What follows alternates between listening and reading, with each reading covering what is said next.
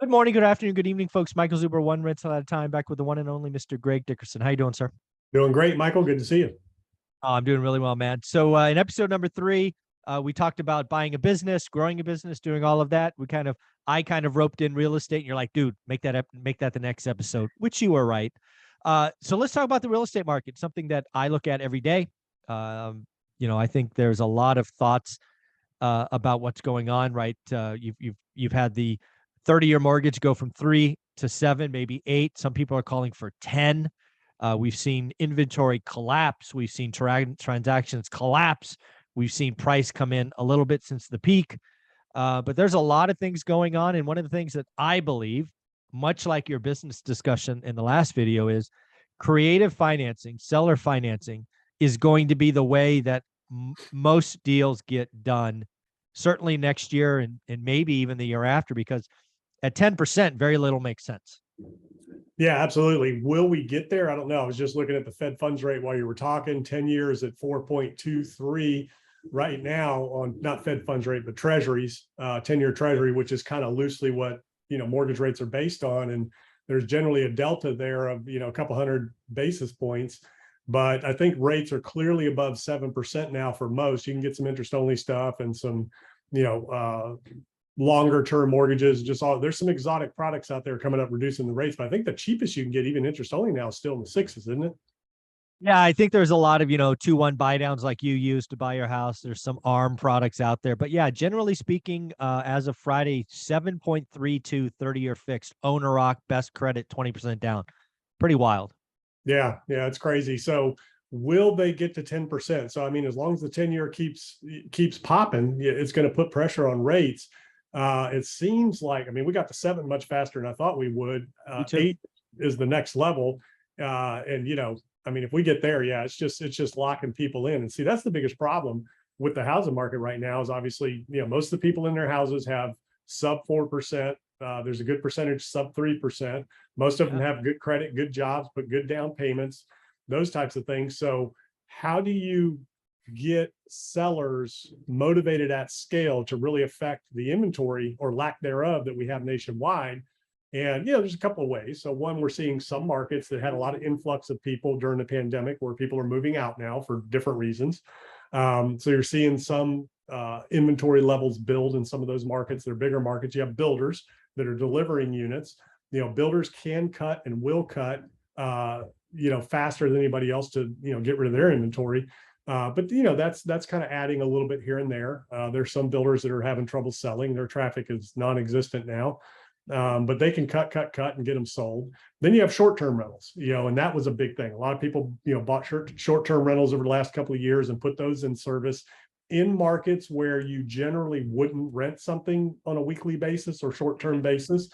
So as bookings decline, which I know in a lot of areas, some people are having issues with bookings right now, especially since the world is opened back up and it's easier to travel abroad. That's obviously going to put pressure back on that market again. So you're going to have some of those people that are going to be forced to sell because they can't rent to cover their mortgage, depending on what they paid for the property. And there won't be as much demand as there was, in the middle of nowhere for a short-term rental. There's a lot of them out there. But again, none of those things are systemic enough at scale to really add to the inventory levels. So you end up with a problem that we're in right now. And some of the people trying to sell some houses in some areas, just can't because their prices are still just way overvalued. So the only option for somebody who needs to sell that can't, and a buyer that wants to buy that can't, is to create some sort of a creative solution. Yeah. If I was a real estate agent today and I was, a listing agent, which had a crazy easy job for the last 2 years, today is pretty tough. I would definitely start learning seller financing. I would ask every seller what their equity position is, because again, you could throw something on the market in seconds, but that doesn't mean people are going to show up. This is not last year. So at some point you have to go back to the seller and basically, hey, do you need to sell or do you want to sell? Because if you want to sell, let's take it off the market, wait till March. We'll see what happens. But if you need to sell, can I add some language around seller will take back a second, or maybe something very popular in the 1980s, a silent second, right? No payments, but there's equity there that's paid off in the future. There's just, if you need to sell and nobody's showing up, you can either whack the price which actually I just put something in contract for the first time in 8 months. It was listed at 269. It was like a 320 ARV. We got it for 203. So I mean, if you have the equity in the position, you could do that. But maybe the better answer is to sell or finance it. Do you want to maintain some income? Yeah. And what's interesting is, some markets and some people are still reporting, multiple bid situations. Now it's not, 20 offers or 30 offers, but it's 6 or 7. So, there's even in my market, I mean, that's still happening where you're getting multiple bids, properties are selling in days. So, if the right thing comes on in the right area at the right price, it'll get sold. But there's a lot of properties that are, overpriced that are still, early 2021 prices, much less, the market turned in the summer of 2021. So that was the peak. If you didn't sell before, well, I guess it kicked a little bit more towards the end of last year. Probably into December, maybe the first part of this year. I guess it really started to turn February, March this year.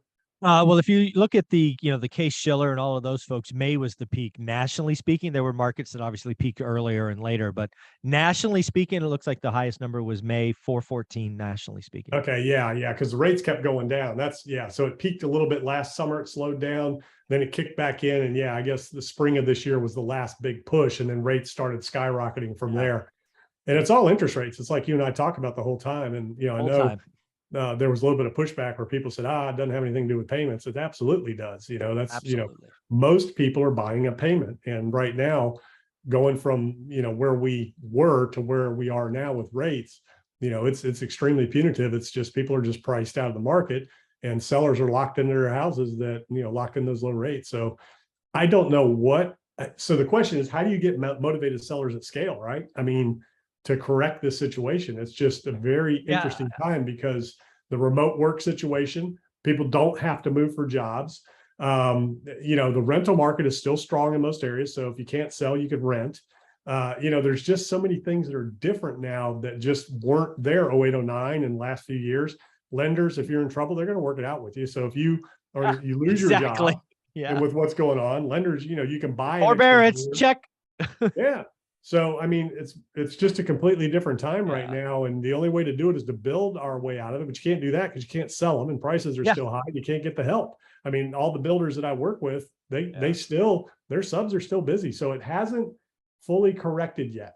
I know they're saying housing recession and all that, but again, that's on the mortgage and the lending side. That's a transaction recession. Yes. Right. Construction is still finishing out jobs that they're working on. The builders that I'm working with, they're not laying off yet. We're talking about it.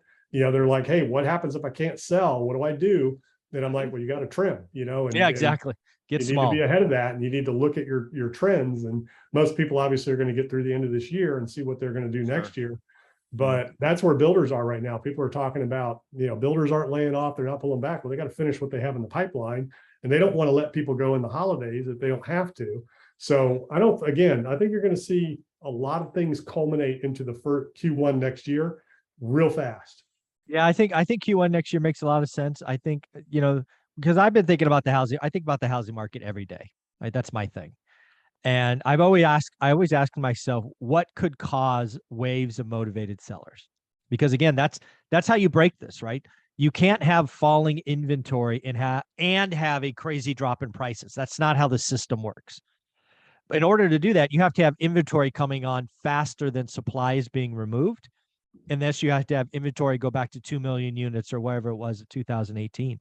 The only thing I can think of today, because again, there's a organization that talked about 93% of residential loans are fixed below 6%. Right now we're over 7. We're heading to 8, maybe. It's just like there's no pain there. There's no force. If we got to 8, 9, 10% unemployment, and if we were at that level for a year, that might start to cause enough pain where people are forced to sell. But that's a lot of ifs, ands, or buts, because again, you have forbearance thrown in there. You have I can't right now think about waves of sellers. Could Airbnb cause it? Yes. Could that be local? Yes. Is it going to be national? No. iBuyers destroyed some markets like Phoenix and Vegas. Will that cause pain? Absolutely. But not nationally. Right. There's just, I saw something the other day. Was it Zillow or Open Door, Zillow finally sold Yeah, Zillow. I saw that. Yeah. their last house that they bought in their Z buyer program. And, while you were talking, so what's going to get rates to, 8 to 10%? I mean, you got to get the 10-year above 5% in order to, Sure. even start talking about 10%, but to get it to 8, I think you'd need a 10-year in the fives. Last time we saw that was 2007. So, wow. 10-year hit, 2006 hit 5, it contracted, then popped back up, and that's been it. And we are approaching the highest level on the 10-year right now since 2008, June of 2008. And that was at Wow. about 4.2%. We're right there, just peaking above that June 2008 level.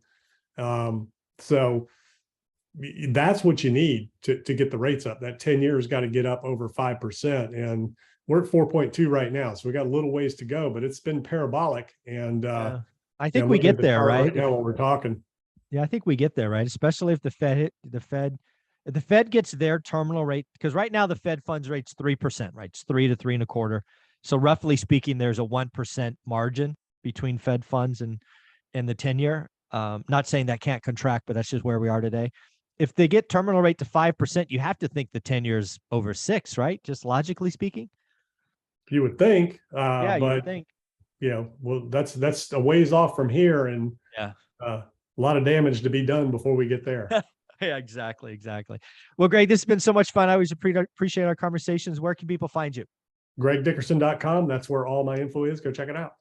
Awesome, buddy. Thank you so much for all you do.